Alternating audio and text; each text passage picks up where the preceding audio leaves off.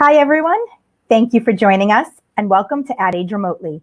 I'm Jeanine Poggi, Senior Editor here at Ad Age, and today I'm joined by Jaime Robinson and Lisa Clunie, co-founders of Joan Creative. Hi, Jaime. Hi, Lisa. Thank you for joining us. Hi, Jeanine. Hi, Jeanine. Thanks so much for having us. Yeah, and before we get started, for those of you at home who have any questions or comments, feel free to leave them on our social channels, and we will try to get to them during this conversation. So today, Joan released some new creative for Virgin Hotels, which touches upon the idea of me time, which, if we're being honest, me time right now, especially if you're sharing workspaces with significant others or with children, doesn't really seem like much of a chance to do that right now, or it's really more of a pipe dream. Can you both talk about the creative and how you came to this? Yeah, so it's in market now, and we worked with trying to get centered in the little screen. Oh, thank you.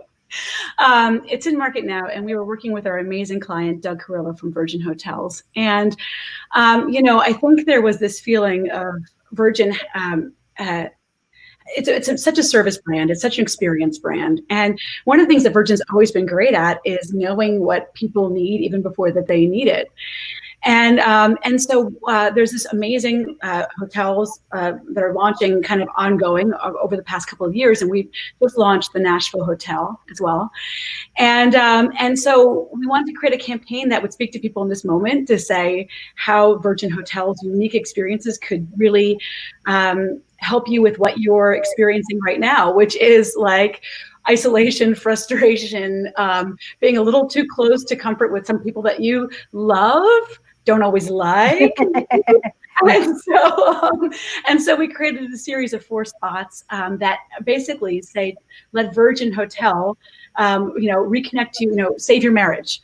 So you can kind of do some sexy stuff at the Virgin Hotel with your loved one, with your significant other, and without the kids around. Without the kids, by the way, sounds okay. I'm fine with that. And also the same way, highlight some of the amazing features that Virgin Hotel can offer. And we have one about like Virgin Hotels make up for your canceled vacation, which talks a lot about the rooftop pool and this fast streaming Wi-Fi. Let Virgin Hotels give mom a minute.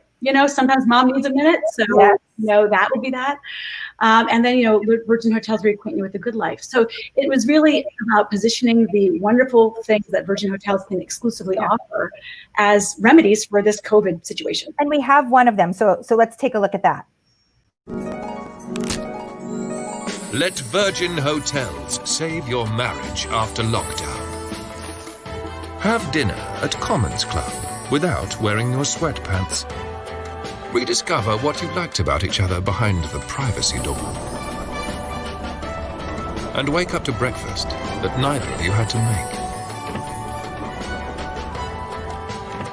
make. Book your couple's retreat at virginhotels.com. So there are a few things I want to discuss with that, but obviously, of course, the travel industry was among, one of the hardest hit in the pandemic. So now as, these types of companies, hotel chains start, coming back into the marketplace, how are they trying to speak to consumers who might, quite frankly, still be nervous about traveling, nervous about, going places very far from home? What was the thinking in sort of this type of messaging? Well, I'll just real quick. Virgin Hotels themselves are doing a tremendous amount to make it safe for people, and it's everything from how the front desk staff greets you to how they prepare the room. I think for us, it was really important to create a tone that was very lighthearted and fun, and made people laugh. If there's nothing else we can do with this work than give people a little stress relief, if they don't even go to a Virgin Hotel, that's still good for us. It may not be good for our client. Truly, I know them. They would be fine with that. But I think that right now in this world where we're all so tense and everything is so uptight, being able to laugh at the situation is a gift. Yeah, let's talk a little bit more about that, because at the start of the pandemic, I think most of the messaging that we saw out there was very serious, showing like support, empathy, and all of that. Very little in humor. But now it seems like it's starting to change. Is it okay now to laugh? Is it okay for brands to go out there and be funny? Not only is it okay, it's super welcome. I think that we've gotten to a point where we need escapes. You know, we need to have some joy. We need to have some lightness, some laughter, because it's not just the pandemic and the economic downside of the pandemic. We're also in the middle of a big racial Black Lives Matter movement, which is very, very meaningful. And, you know, there's only so much advertisers, you know, can do there. We should talk more about that. But one of the gifts that we can give is a chance to enjoy humanity, to have a good laugh, to be connected to other people, and entertain. So what do you think, you know, moving forward as, you know, parts of the country start to open up, will be sort of the forms of marketing that take place? How will marketing evolve, you know, for the next phase of this pandemic? Well, I think that we will continue to see more brands feeling comfortable with humor. And I also, and Elise and I talk a lot about the need for entertainment as well. And then I would say there's another big thing that's coming right now, which is the election. Yes. For the people that are in America. And Lord knows there are going to be enough moments in there that are going to require some comedy, some comic relief. And so to me, it feels like definitely this going forward is key. And I also think that because we're in such a unique moment in history, we've never been here before. None of us who are alive, maybe some people that are 100, my grandma is 101 years old. She lived through the first Spanish flu. But everybody else has never been here before. And by the way, she was already one, so it doesn't even matter. But we're in kind of an unprecedented time. And for us at Joan, it's really important for us to talk to people in the moment that they're at and to really consider the circumstances that they're dealing with. There's nothing worse than creating some kind of a play that you put on that has no relation to anything that people are really going for. So if what people need is hope, you got to give them hope. And if what people need is a laugh, give them a laugh. Acknowledge the situation we're all in, because this is the first time that all of us are in this crazy ass situation together. Right. And speaking of the moment we're in, you know, Lisa, you said, obviously, we're also at a time where we're talking about social injustice and fighting racism is at the forefront of a lot of conversations for both agencies and brands alike. You know, how are you speaking to clients right now about this? What are they coming in asking for? How are you advising them as it relates to what they should be saying, you know, about what's going on? Yeah, I think the most fundamental question that we turn back to our clients is, you know, what are you actually doing? You know, what is the composition of your leadership team? You know, how are you hiring? How are you equitably compensating? You know, it's really important that we don't, you know, put lipstick on a situation that is actually not good. We need to turn it around, and everyone needs to sort of take stock of their own contributions to being anti-racist. And so our very first conversations with our clients are really about, you know, how do we get from here to there? And some of that work is like the plumbing. It's like, what is your recruiting plan? You know, how are you retaining? How are you managing your board seats or your executive team? And then that gives you kind of a foundation to build upon and have more of a position externally. And we're doing the same for ourselves. Yeah, I wanted to ask internally, you know, what's the conversation? How are you ensuring that, you know, underrepresented talent sort of has a place in the company in the leadership ranks? What are you working on? Yeah, it's so important. And it actually has been since the day we were founded. It's in our operating agreement together that we have a foundation that we put aside a portion of our profits to help mentor and train and encourage the next generation of creative people specifically who haven't seen themselves represented. And in our first 4 years of business, that has been primarily focused on the Black community. The other part of that is ensuring that we have diversity in our leadership team, because the hiring managers need to come from diverse perspectives. So that is something that we are really, really, you know, not only working on, we work on it every day, but it's something that we are taking even more seriously and using this time to reflect as deeply as possible on how we make our environment actively anti-racist? How do we not just think about diversity, but also think about inclusion? Like, what is the sense of belonging at our company? Right. So it's fundamental programs like what I'm talking about with the foundation, and then it's sort of cultural programs around becoming more of an active anti-racist community. Any examples of some of the things that you have put in place either previous to this or, in the last couple of months? Well, one of the programs that Lisa's talking about is every summer we do a partnership with Erasmus High School, and we bring in kids who would not normally find this industry into our company, and we train them in every single department. And when they spend a week with every different department, and they are mentored. I think as far as the making a welcome environment and making a place where people can feel like their voices are heard, that's something that we've always tried. And I think, if I'm honest, Lisa and I don't feel like we have, the numbers that we would like to have in our staff. And I think that it's something that we talk about literally every single day. We've talked about it pretty much. Why do you think that is? Because I think that that's a question for a lot of companies. Like, what is sort of holding it back, and what do we need to do as an industry to ensure that those numbers are better?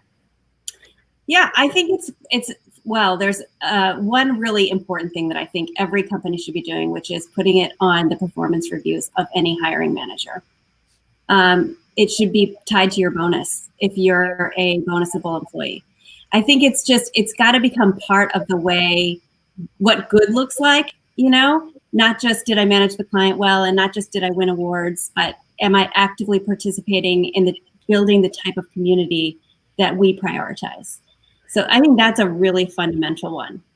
And another one, if I could add to that, is building a culture of listening and a culture of mentorship across the entire agency. And I think we're 4 years old, and the first couple of years are like baby giraffe trying to stand up. And I think that you just go, and you are results, trying to win that pitch, trying to deliver for that client. And sometimes I think you can, or I'll personally just speak for myself, sometimes I feel like I've prioritized results over growth of people. And one of the beautiful things about this COVID moment is it's kind of knocked us all off our treadmill. And we can take a second and say, do we want to be the kind of company that people feel like they've grown? Every single person can say that they've grown there. And the answer for Lisa and I is absolutely. And so now what do we do for that? And I think if you can do that across company-wide, it rubs off in all the different people that come in, whether they're, people of color or not people of color, or men or women or gay or whatever.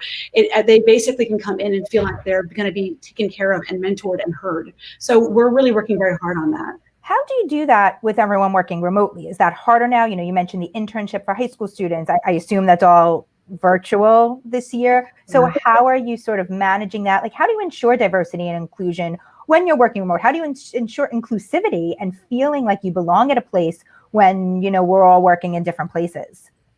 Yeah, I think in some ways it's a little easier for us because we're a fairly tight team. I can only imagine what that would feel like if you were running a company of 2,000 people. But for us, it's a combination of one-on-ones, small group chats, and then company meetings where there's a lot of shared experience.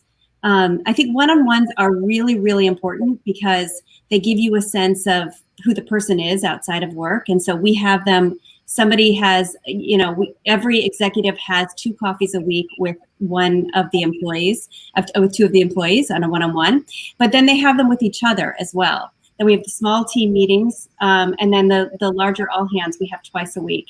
And those are moments where we can kind of create this feeling of bringing people in, making sure people have been acknowledged, shouting everyone out. And we've done that so much now that the culture sort of does that itself. It shouts people shout each other out all the time, and it's such a wonderful thing.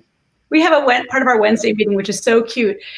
So Lisa sends out a survey in the beginning of the week, asking people how they're doing, how they're feeling. Is there anything you need? What are you noticing with the business? What are you noticing with yourself? And then there's a little section at the end that somebody, we don't even know because it came in anonymously, the suggestion, it's all anonymous, was shout outs of the week. So every Wednesday, it's like the best part of the week because we hear like, all of these people get shouted out for the things that they've done for each other. And my God, you realize how many beautiful things everybody's done for one another. It's pretty good. The other thing I would say is, in addition to all the stuff that Lisa talked about, is more actively mentoring and making it more formalized. In my career, I've been lucky. I had a great mentor in Nick Cohen and Dave Cook when I first started, and then PJ Pereira very recently.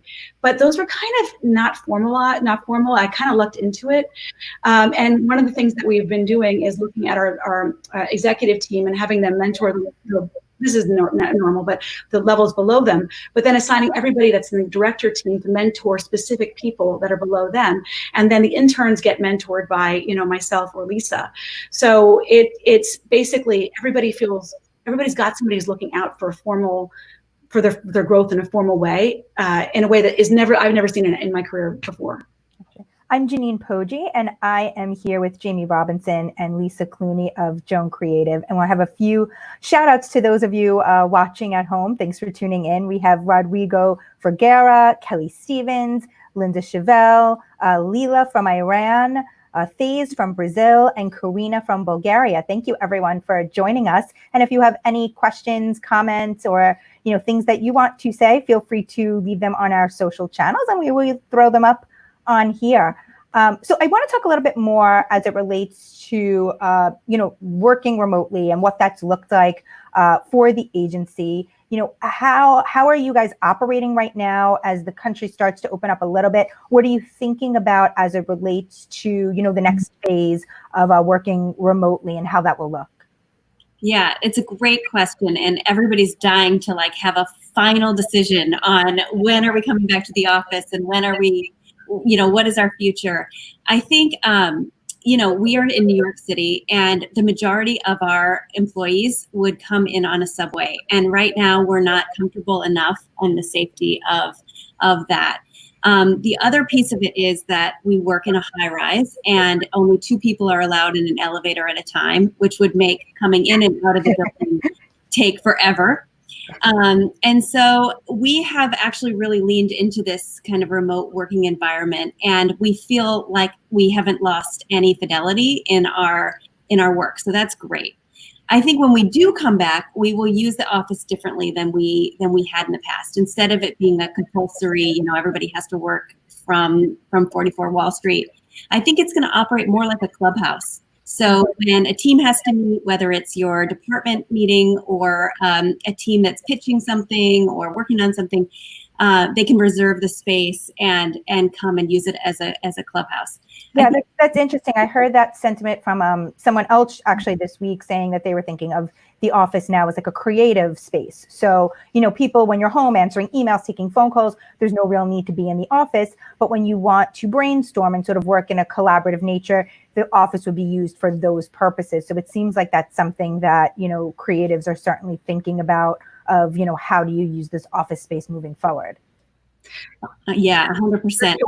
I also, sorry, JB, I also would say that one of the things that's been really interesting is watching how some people have bloomed in the remote environment. If you're an introvert or you do better when you can control the noise and the sort of the volume around you, you should have the opportunity to work that way. So I think one of the things about keeping the office but making it more flexible is that everyone can find their own ideal way of working. Right. How about for parents too? I mean, look, we're all struggling, sort of juggling like remote schooling and all of that stuff. How does this sort of format work for parents, and how are you guys thinking about what this looks like moving forward for parents in the agency world? Well, I mean, I think the school year poses more challenges than the summer. The summer is kind of like, hey, go whatever you do, what you want to do. It doesn't matter. But just don't die. But I would, and we do have some people at work that have very small children who I think are having a bit of a harder time getting some space and need to find ways to carve that out. So the way we've kind of talked about it with this 1% I'm thinking specifically is, being able to work a little bit later but during the day when the kids are awake, spending more time. I will tell you, Lisa and I talk a lot about this, and it was kind of a revelation when we first went into lockdown. She and I were like, oh my God, I can't remember the last time I had dinner in the weekdays with my family. And she and I both have children who are elementary school aged and middle school aged. And so in some ways that has been quite a blessing. And I think it's something that we're going to be very reluctant to give up when we go back eventually. There's no reason why you cannot be home to be with somebody you love, or go to a movie, or hang out, or go to a bar, or whatever it is that you need to do in the evening, and still work in this job. Like it's ridiculous. We're able to do it now. Like Lisa said, our fidelity is really high. We're making amazing stuff, and you guys, it doesn't. Okay, we're okay here. Okay, we're all friends, but the great news is, like, we get to see and be refreshed and recharged by people that we love. So I think that is something that we need to fight to keep as an industry. When we eventually, God bless, have a vaccine, we need to fight for that, because the old time of you need to just burn yourself out in order to be successful. Well, that feels like now. Yeah. It feels stupid. It feels stupid. It certainly brings up the question of like mental health and how we're thinking about mental health during this time, but not only during this time, but what that means. We've gotten used to certain things now. What does that mean when we go back? I don't think even with the vaccine, people are going to be willing to just flip a switch and say, okay, I'm going to go back to the way I was working, which in the agency world is often late nights and, when you're in the middle of a pitch and things like that. So what do you think may be some of the long-term impacts to the way the agency world operates and works, post-COVID? I definitely think a flexible work environment and work on your terms is a little bit more sustainable over time. That should hopefully open the workforce to a lot of people who have different types of life situations, whether they're caring for elderly parents or small children, that anything that has taken them out of the industry. I hope those people will now see an opportunity within agency environments who might be more open to, like, say, part-time work. Yeah, and I'll just also add to that. I used to be too emotionally attached to my United status, and I don't think frequent flyer status doesn't matter much anymore. And being able to do all these pitches, like the big thing used to be, you need to be FaceTime for a pitch, or you need to be FaceTime for certain client meetings. And yet, look at this, we're not, and the world still goes on. Yeah, we still have pitches, and we still win them. So it's just it was a myth.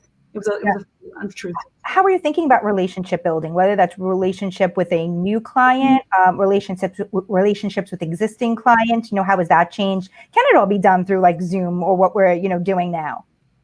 I think so. I think it's actually, we were always people who called our clients, Jamie and I specifically, at least once a month to try to have some kind of real meaningful conversation with them. Now that's done over VC. And it's actually better, I think. First of all, they're in their own home. You're in your own home. It makes you more like a person who's talking to another person with circumstances. Someone's kid comes in, your dog barks. All that stuff is sort of a reminder of your humanity, which I think we really need in this business. Well, and it's also a reminder of how much we tried to leave it out of the business in the past. And, not that we didn't talk about our children or that they, didn't come up in conversation, but it was very much, you're working, they're not visible. Even if you were working from home on a certain day, you're making sure everyone was quiet and you're in a quiet room. And that's just not feasible in this long-term work from home environment. So I think it's a reminder of how much we very hard try to push all of the personal out of the work conversation. Absolutely. Yeah, it's true. And, I think that it used to be seen as a liability for especially working moms and working single dads and working dads too, but really moms, I think, for a long time. I remember I used to never talk about my kids at work. And suddenly one time I felt like, what, screw it, I'm going to do it.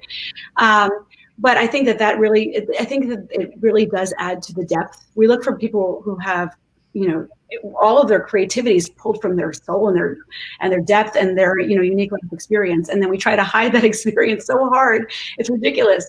The other thing I would add is that there's nothing, Lisa mentioned the dog barking. I've seen so many cat asses in this time over VCs. There's nothing that breaks the tension of, a formal client meeting and somebody's cat walks across and you see their hiney's. It's like suddenly it's okay. It's okay to be real, and it's wonderful. Yeah. We have a question from Rod Wrights on Twitter. How do you start a digital agency now? Is that crazy? You just do it. I don't know. I personally, I think sometimes that you need that passion and a little bit of naivete to really jump in. Also, I think great agencies are founded in really difficult moments. You know, people need different solutions right now. They're looking for ways to get great ideas at a price. So it's a good time to start an agency if you don't have very much overhead. It is so crazy. But you know what? Now, by the way, now post-COVID is the time to start an agency, because also the biggest overhead, at Lisa's point, is space usually. And so you don't got to get it. Yeah. So just, before we wrap, what maybe one or two long-term changes you think both the health and the social crises might, impact the ad world? What do you expect to come out of this?